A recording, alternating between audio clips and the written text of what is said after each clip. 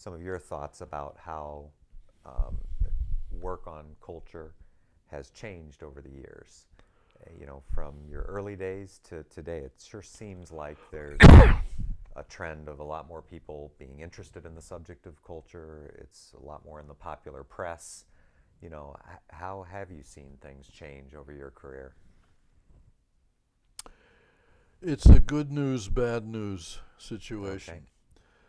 The bad news is it's caught on as a concept, but actually just as a word. And that it's being used, the word culture is being used in so many different ways by so many different people that in that sense it has lost its meaning and therefore it's very hard to work with. And therefore, anytime someone comes to me and uses the word culture, I immediately say, what do you mean? Okay. Tell me what you mean by the word culture. Only then can we even begin to talk about it.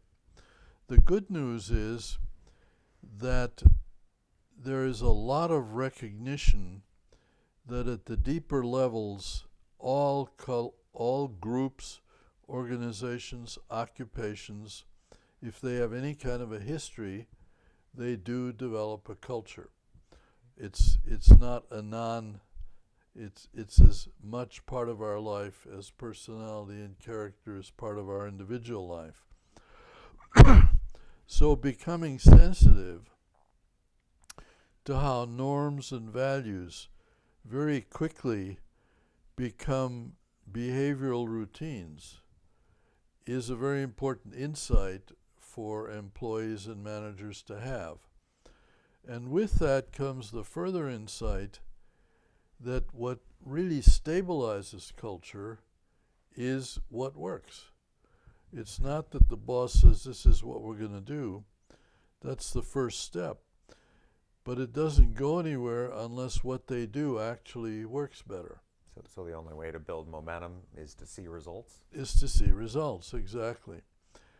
And if people can see that a behavior change produces results, is legitimately called building a new cultural element. Not because somebody said you should do it, but because it produces the results. Culture is built by feedback from the environment and internally by more comfort in what we do things. And in that sense, everyone has to have some cultural sensitivity and insight just to be aware of this process because it drives you. So at the level of larger systems, I think people have to become aware that 90% of their behavior is not driven by their personality but by cultural rules.